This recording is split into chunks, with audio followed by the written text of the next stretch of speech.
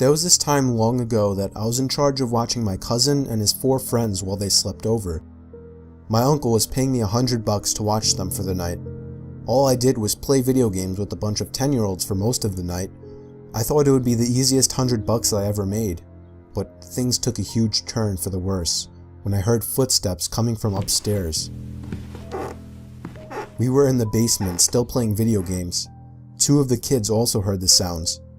I counted 5 kids sitting on the couches, and neither my aunt or uncle were supposed to be home that night.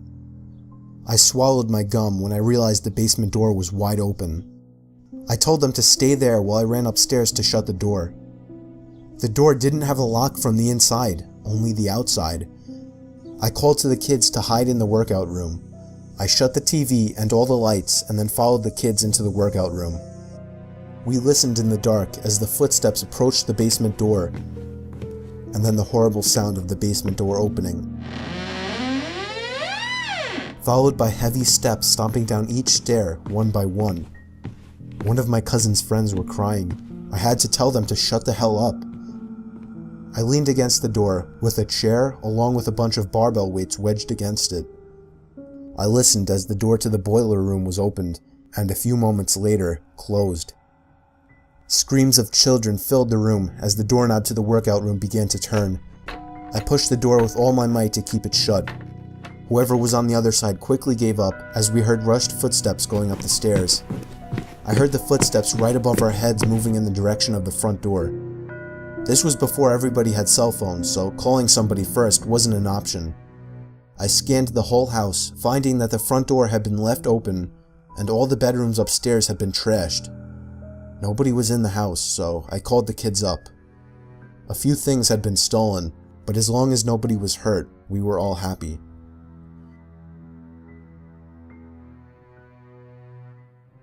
It was during a blizzard in Valley Stream.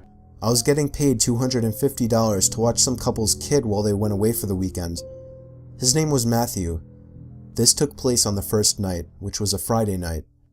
Matthew was already supposedly asleep, while I was in the living room watching a movie. I got a knock at the door, and looked at the clock. It was close to midnight. There was no way I was opening it. Not even 10 seconds later, Open the door! Open the door! I heard the sound of 2 or 3 men angrily banging on the door, telling me to open up. I felt like my heart was about to stop. I took a peek through the blinds, and there was somebody standing right on the other side of the window. I fell back in fear, and after managing to get back on my feet, I ran to the kitchen phone first thing to call the police. They said because of the weather, it could take a while for an officer to get here. I was told to take the child and hide somewhere until an officer arrived. They wanted to keep me on the line, but I wasn't thinking clearly in the heat of the moment and hung up. However, it wasn't until I ran through the living room that I realized the banging had stopped. I took a second peek through the living room window. Nobody was there now. I heard the sound of glass shattering from a few rooms over. My knees started to feel weak as I realized they had just broken the window and were about to climb into the house. I had to run and get Matthew. I couldn't just leave without him. Of course, when I got upstairs, there was no time left to run back downstairs, as I already heard footsteps and laughter coming from downstairs. I covered Matthew's mouth with my hand as I ran with him into his toy closet. A few minutes dragged on to what felt like half an hour as we sat there in the dark closet. Matthew began to squeal as footsteps on the carpet reached the outside of his bedroom door. There was more than one person. They came inside. There weren't many places to hide in this room. I was actually reflecting on my whole life, so sure I was gonna die. We heard the sound of a police siren outside, even from in the closet, and then I heard one of the men in the room mutter, "Aw, shit." I opened the door back up as I heard at least 3 pairs of footsteps hurriedly rushing down the stairs. They didn't get far, as the police later found their footprints in the backyard, leading to our shed. There were 5 men in total, and they were all arrested.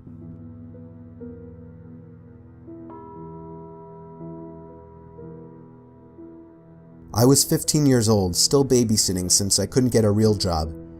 This was by far the most horrifying experience of my life. Me and this kid I was babysitting, his name was Mike, were taking a walk with his dog through the woods in his backyard.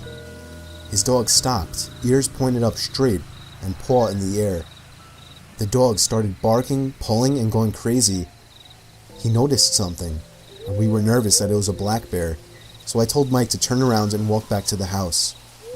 I struggled to pull the dog in the other direction, and then I noticed what he was barking at.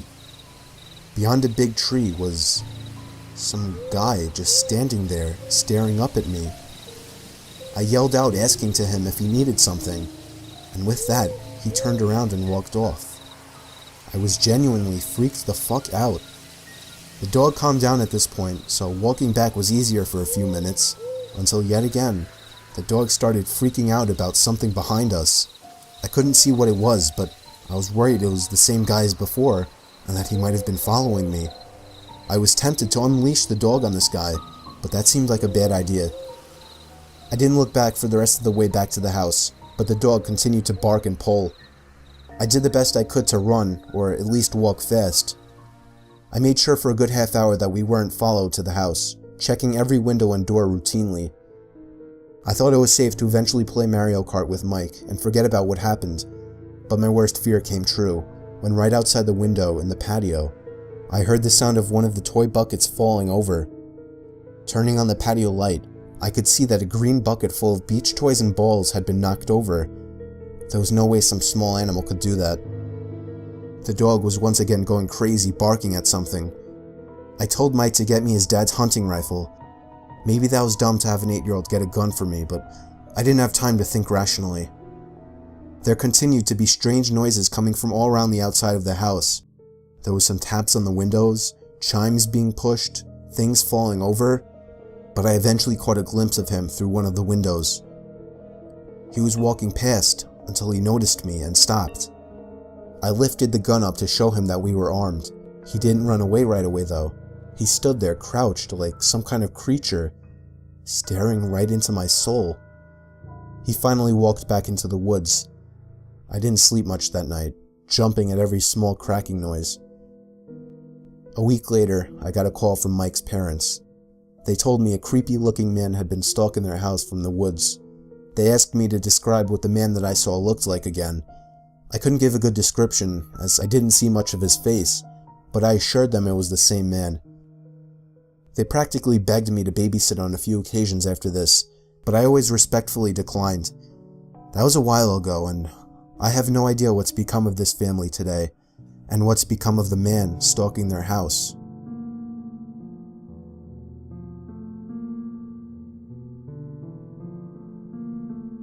I would frequently babysit back between the ages of 15 and 18. I lived close to a relatively wealthy area where people were more generous in terms of pay.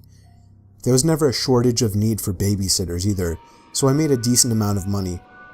I've definitely had to take care of some stranger kids, but this one takes the prize. Right from the moment I met Michael, he seemed really quiet and weird. He was 12 years old too, which some might argue is more than old enough to be home alone, but maybe not overnight. They needed me to stay overnight. His parents told me he could be a bit strange sometimes and may need some extra attention. I didn't really need to do much though. In the room that I would be sleeping in was a huge toy closet, big enough to fit a big Lego play table with a bunch of Legos and other toys sitting on top of it. Michael was up there for most of his time building with Legos and other toys. I didn't really spy on him too much, I just let him do his own thing. But I heard him constantly talking in there, as if someone were with him, not play talking. I could only assume he had some kind of problems, and that's what his parents were hinting at. He came down eventually to eat some of the leftovers in the fridge, but then went right back up to his closet. It wasn't until I finally told him it was time to go to sleep that he left the closet. I just wanted to go to sleep myself.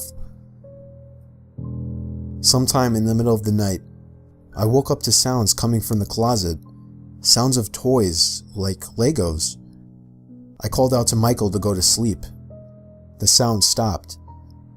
The light wasn't on in the closet, so I was confused as to how the hell he could be playing in the dark. I went over to open the closet and turn the light on. Michael didn't seem to be in there. I dismissed the noises.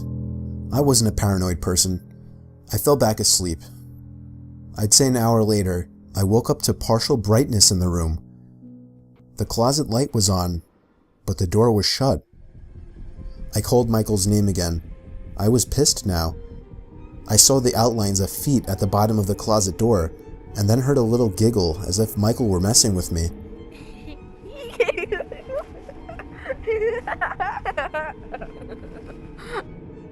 I knew he was in there now. I marched over and threw open the door, and literally fell back in horror when nobody at all was in there.